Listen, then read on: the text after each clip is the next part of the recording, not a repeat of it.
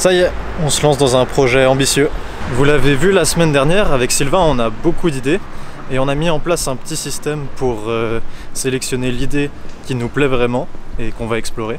Donc ça, c'est dans la vidéo juste ici. Mais du coup, c'est quoi cette fameuse idée qu'on va tester?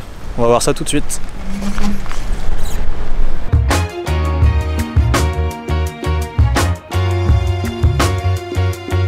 Une grande école de commerce, un stage de fin d'études, il rêve de partir ailleurs pour aller faire fortune. La City, les Lloyds, le building en forme de concombre, se mettre au vert à l'ombre, s'expatrier à Londres. La France, sa routine, préjugés dans sa rétine. Il jouera son outre-Manche maritime.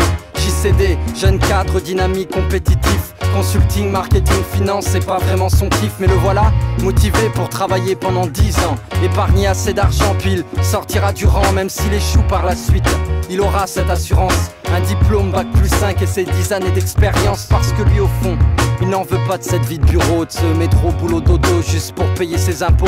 Parce que lui, depuis tout petit, il voulait faire du hors-piste. Il avait toujours rêvé de mener la vie d'artiste. Mon père m'a dit, méfie-toi du cynisme. L'avenir appartient aux idéalistes. Quand je serai grand, je voulais être artiste. Aujourd'hui, je suis pianiste sur un clavier QWERTY. Mon père m'a dit, méfie-toi du cynisme.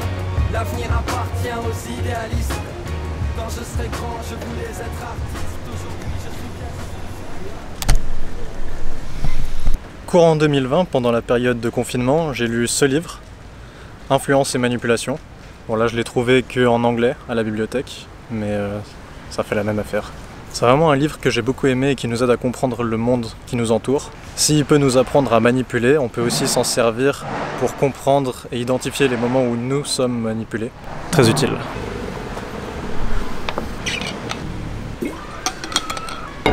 Mais est-ce que se faire manipuler c'est forcément négatif? En tout cas, si ça vous intéresse, je vous recommande de lire le livre Nudge de Richard Thaler, je sais pas comment on prononce. Par exemple, si notre manipulateur est bien intentionné, pour nous protéger de nous-mêmes par exemple, ou pour nous aider à faire les bons choix. Parce qu'en fait, on fait pas toujours le choix qui va dans notre propre intérêt. Par exemple, manger au McDo ou manger un repas sain et équilibré, ou alors se poser devant Netflix au lieu d'aller courir. Il y a souvent une option plus simple qui va à l'encontre de nos intérêts. Dans son livre, Cialdini explique que si on se fixe un objectif important comme se mettre au sport, perdre du poids ou alors rédiger un mémoire, et ben on va avoir beaucoup de motivation au départ et puis la motivation va s'estomper petit à petit. Est-ce que vous vous êtes déjà fixé un objectif d'aller à la salle de sport 2 fois par semaine? Moi oui. Au début j'étais motivé donc j'y allais 2 fois par semaine et puis la semaine d'après j'y allais plus qu'une fois et ensuite plus du tout. Ça vous dit quelque chose? Donc la solution de Cialdini, c'est de créer un paiement monétaire quand on ne tient pas notre promesse envers nous-mêmes. Je m'explique. Le problème avec l'abonnement à la salle de sport, c'est qu'on paye avant de pratiquer. Et donc, qu'on y aille ou pas, on a payé, l'argent est perdu, entre guillemets. Et donc, ça nous incite vraiment pas sur le long terme. D'ailleurs, à ce propos, il y a un papier de recherche super intéressant qui s'appelle Paying Not to Go to the Gym. Je vous recommande la lecture et je vous mets le lien en description. Donc ce papier, tout comme Cialdini, propose de payer un supplément quand on ne va pas à la salle et donc quand on ne tient pas sa promesse, sa bonne résolution. Par exemple, si on s'engage à aller faire du sport 2 fois par semaine, on s'engage également à perdre de l'argent si jamais on n'atteint pas cet objectif. Et puis ça fonctionne quel que soit le domaine, que ce soit du sport, l'art, la santé, perte de poids ou rédiger son mémoire. C'est très simple à appliquer, on fixe son objectif et on s'engage auprès d'un ami à lui donner 50 € ou alors le montant de notre choix si jamais on n'atteint pas notre objectif ou qu'on ne peut pas prouver qu'on l'a réalisé. Donc on parie sur notre réussite en fait.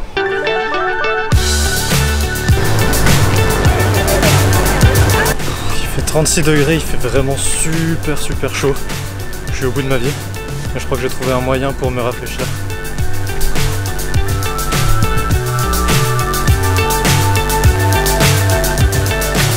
So high, I'm hypnotized. What's up is down, what's left is right. Chasing stars and holding you. I can't see the end from seeing through. Je vais me rapprocher encore un peu.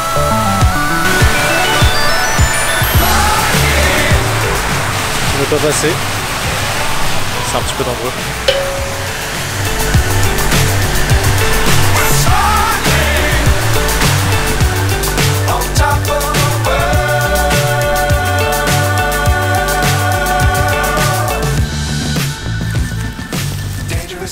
Bon, j'ai pas lu la même version en 2020, donc je retrouve pas le passage que je voulais.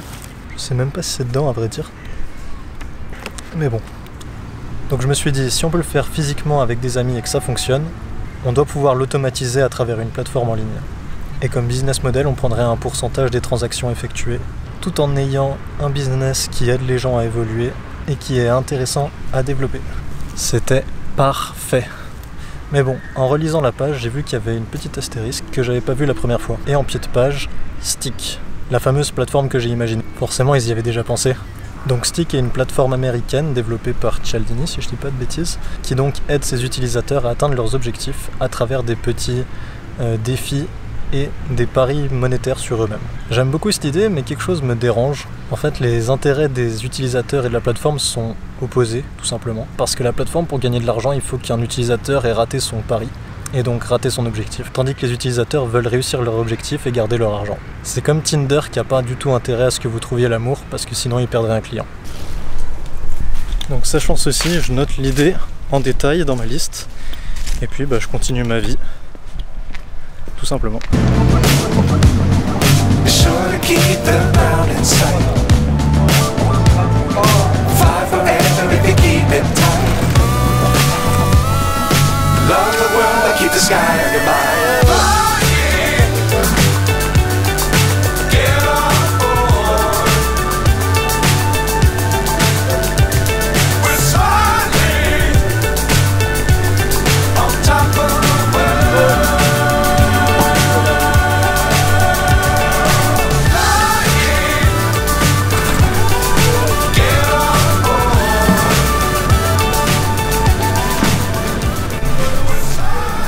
C'est super dur de voir les coups dans les échecs géants. Je pensais voir un coup incroyable, mais en fait c'était nul. Il y avait un fou qui protégeait. Jusqu'en 2023, où je fonde une équipe avec Sylvain dans le but de créer une entreprise. Au passage, je vous explique tout là-haut. On sait qu'on veut travailler ensemble et qu'on a tous les deux beaucoup d'idées.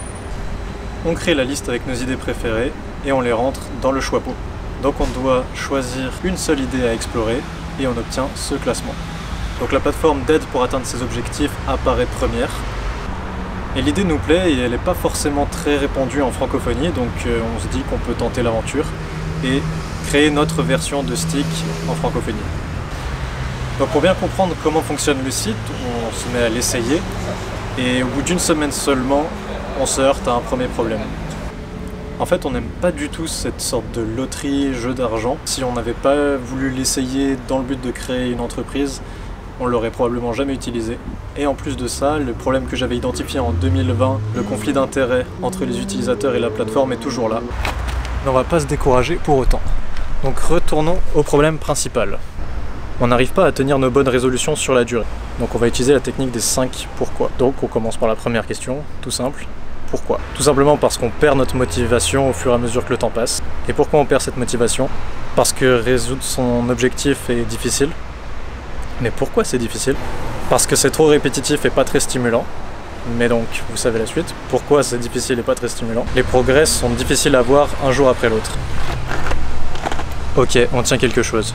Pour réaliser ces objectifs, il faut les rendre sympas, plus amusants et quantifiables. Je vais vraiment finir par canner, donc il faut que je trouve un coin à l'ombre pour finir cette vidéo. Là, les 36 degrés commencent à se ressentir.